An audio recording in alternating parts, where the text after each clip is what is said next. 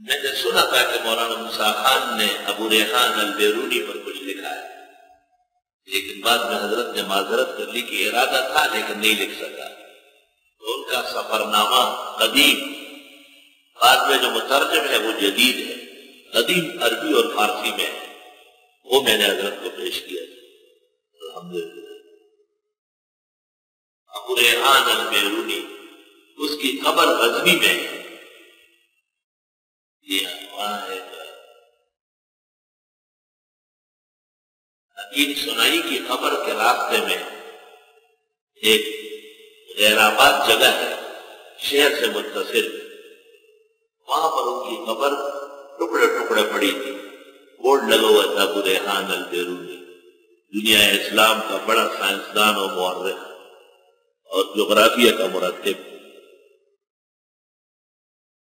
طالبان حکومت کی ان سے میں نے گزارش کی تھی کہ کم از کم یہ جگہ صحیح کر لو، قبر نہ صحیح،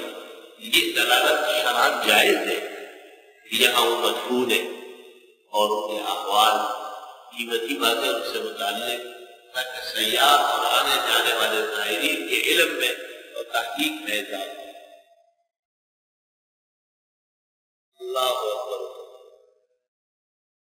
بہرحال روئے زمین پر آسمان کے نیچے کوئی جگہ ایسی نہیں ہے جہاں انس آباد ہو، انسان آباد ہو، اور ان کی ہدایت کے لیے کسی نہ کسی طریقے سے اللہ جل جلالہ نے انبیاء اور مرسلین نہیں بھیجے ہو۔ ہمارے پیغمبر جناب نبی کریم صلی اللہ علیہ وسلم سے پہلے اور ہمارے پیغمبر حضرت محمد مصطفیٰ احمد مجتبیٰ امین اللہ علی وحی السماء صلی اللہ علیہ وسلم کی تشریف آوری کے بعد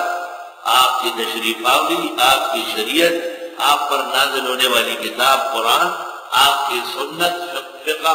قرآن و سنت کا نچوڑ قیامت تک کے جن اور انس کے لیے کافی ہے، اس لیے کسی نئے رسول و نبی کی ضرورت نہیں۔ ابن کثیر نے امام احمد سے نقل کیا ہے کہ امام احمد ابن حنبل فرماتے تھے، ہم نے مشائخ اور بزرگوں سے سنا ہے